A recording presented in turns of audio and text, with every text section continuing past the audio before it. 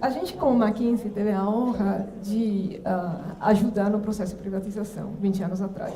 Eu ainda não estava no Brasil, não estava adoptada, mas liguei para os meus colegas de trabalho para entender como era a situação, e eles me contaram essas histórias que eu não vivenciei, dos R$4.000 em moeda equivalente de hoje, para entrar na fila e para pagar a linha do telefone, que tinha que fazer a declaração de renda do ativo. Claramente algo que parece não 20 anos atrás, ou siglo passado. Né? Então, quando a gente olha o que aconteceu naquele momento e o que está acontecendo hoje, claramente podemos dizer que foi um sucesso. A privatização do setor de telecomunicações foi um sucesso que provavelmente deveria ser referência para a privatização de outros setores no Brasil. Então, os números, a gente, nos últimos horas de ontem, hoje, já vimos vários de penetração, de como cresceu o nível de serviço, o acesso ao serviço. Claramente, estamos em outro nível do que era 20 anos atrás. Também temos visto esse número, pelo menos em 4 palestras diferentes. Investimentos. Estamos efetivamente falando de quase R$1 trilhão no valor atual, gasto pelo setor. Claramente, então, a privatização ajudou a atrair investimento. Isso que era um dos objetivos das metas que tinha o trabalho naquele momento. Hoje, o Brasil é o 5º setor com mais infraestrutura no mundo, do ponto de vista de telecom. Então, claramente, um passo muito grande. Mas, ao mesmo tempo, então, do lado temos a infraestrutura móvel, o Stefano mencionou 93% de penetração já de 4G sobre as conexões, está na frente de até países desenvolvidos. Tem um tema ainda na fixa, sim, também o país é muito grande, é difícil. Tem um tema de velocidade de conexão, de qualidade, que se compararmos com os demais países, tem espaço claramente para crescer. E o setor também tem o clássico tema das queixas dos consumidores. Tem um tema de percepção do setor entre os consumidores, todos vocês vivenciam isso no dia a dia, percepção e escala também, porque, efetivamente, se a gente pega as primeiras 10 empresas por número de queixas, 5 são telecoms. Não? Também é verdade que não tem muitas empresas que têm a base de cliente que tem uma telecom. Mas que o cliente ligue no call center e se queixa, a gente sabe disso. Agora, o setor tem trabalhado nisso. O senhor Quadro mencionou ontem, caiu desse ano 2017 para 2016, caíram os números de queixas, claramente estamos no bom caminho. Então, um setor que vem se desenvolvendo muito bem, tem algumas coisas para ajustar, tem alguns desafios importantes. E também mencionamos já alguns deles. Primeiro tem pressão na receita, no top line. E isso em geral, mundial, em particular no Brasil, por serviço equivalente, esses são os preços, a queda do preço nos últimos 5 anos. Então, móvel, banda larga fixa, estamos falando de menos 50%. Claramente é um ambiente difícil para poder fechar as contas com esse tipo de preço. Ótimo para o consumidor, claramente, mas uma corrida das operadoras para tentar oferecer um serviço cada dia melhor para poder, obviamente, crescer também na parte de top line. A parte de CAPEX, temos visto o número de investimentos, importante, e claramente longe do que de como se estabilizou o setor na Europa e nos Estados Unidos. Estamos mais entre o 12% e 17%. O Brasil é grande, precisa de infraestrutura, estamos 23% sobre a receita.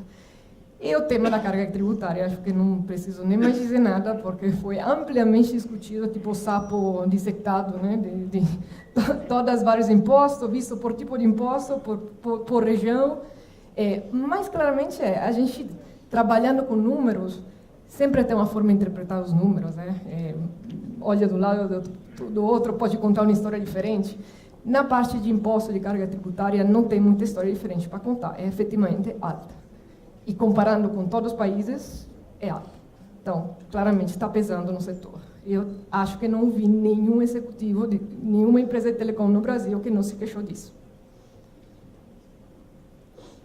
E tem um tema que estas condições, o Oscar mencionou já esse assunto.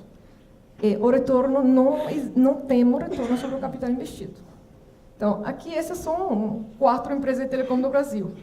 E esse é o capital que ali colocaram, investiram nos últimos 5 anos.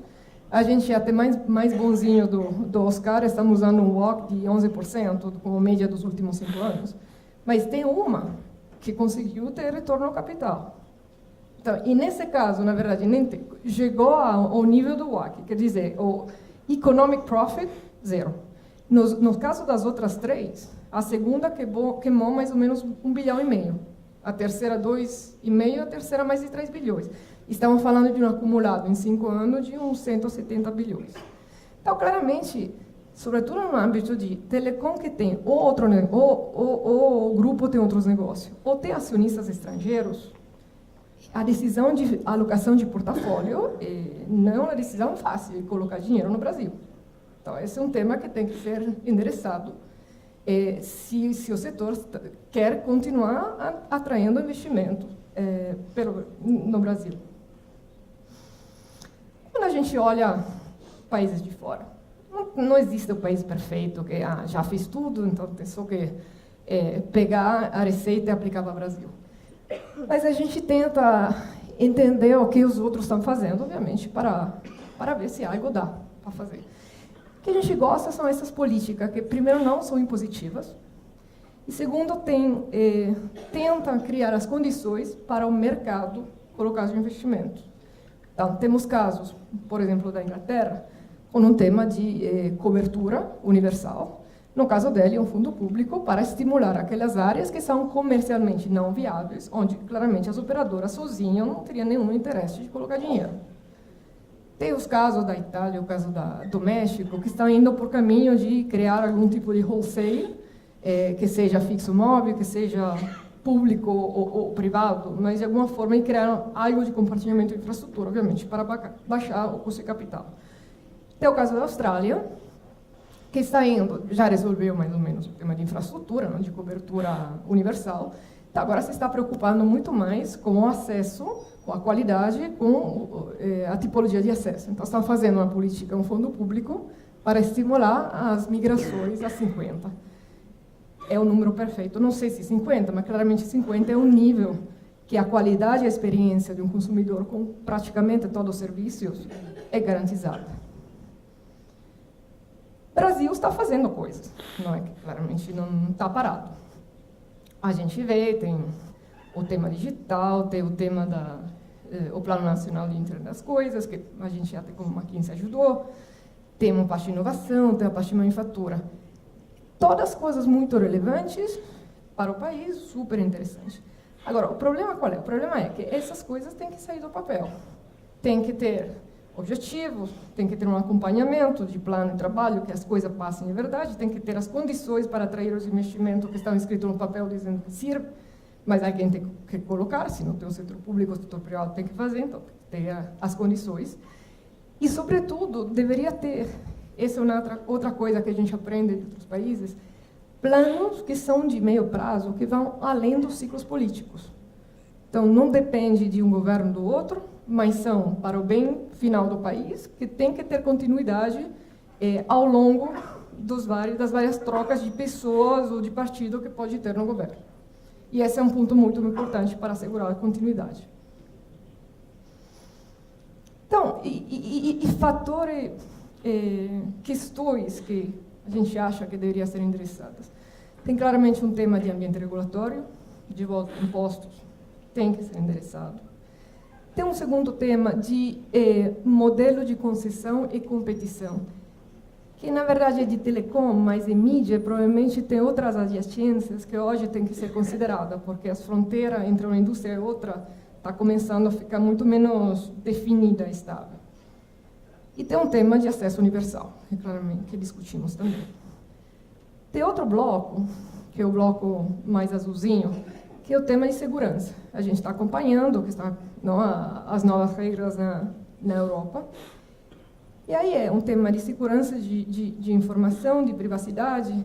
Por primeira vez, esse ano, o cybersecurity entrou entre as 5 prioridades declaradas pelos CEOs mundiais. Então, claramente, como que se garantiza um ambiente com proteção dos dados, garantindo a segurança, evitando de criar inflexibilidade, e como as telecoms poderiam ter um papel em tudo isso, porque provavelmente poderiam ter uma ambição de ser os donos do digital identity, e isso é algo que outras operadoras fora do Brasil estão fazendo, na Europa com o GSMA, nos Estados Unidos estão se associando para tentar, de alguma forma, ter um papel relevante nisso. E sempre falando de que a gente viu um pouco mais ao lado do chamar um poder público, de instituições, o que deveriam fazer. A gente está falando de digital, não estamos falando só de pura infraestrutura. E tem tarefas e deveres de casa dos operadores também para evoluir, para fomentar o digital. Porque o operador, historicamente, compete entre eles, na parte de infraestrutura, na parte de espectro, na parte de lojas físicas. O tema é, hoje, a competição no digital não é só entre as operadoras mais. Não é só que a TIM compete com a Vivo, com a Claro, com a Algar, ou com a Nextel, ou com a Oi. O nível de competição tem outros competidores. E esses competidores e as capabilities, né, que a gente precisa no digital vão além dos ativos clássicos e do DNA que, historicamente, uma telecom pode ter. Então, tem um tema de dados e de insights. Telecoms estão sentados por cima da famosa mina de ouro dos dados, mas estão liderando, a gente está vendo no mundo, a criação de ecossistemas. São os telecoms que estão liderando isso ou são outros players? Acho que a telecoms está perdendo um pouco o caminho, o gancho para usar os dados de verdade dentro, para melhorar o serviço e fora. A parte de experiência. Uma vez que chega um ponto que a infraestrutura, mais ou menos todo mundo tem. Tem os planos flat, né? Tem muito mais... a competição de oferta e de infraestrutura vira mais limitada, tem uma competição de experiência. E o nível de experiências, um usuário, de volta, não é necessariamente o meu competidor. Estou acostumada à interface da Apple, estou acostumada à recomendação que faz a Amazon, que faz a Netflix. Cada um dos outros players do ecossistema digital estão mostrando o que é o bom e o que é o ótimo. Então, o patamar onde a telecom tem que operar é alto. E tem um tema de conteúdo e serviço. No sentido que a grande discussão conectividade, claramente, é fundamental, é o que está atrás de toda a digitalização de qualquer setor, mas alguma vez é um negócio sozinho, um negócio ingrato. Então, como que consigo, de alguma forma, ir além em valor agregado da pura conectividade? E vamos ver um caso.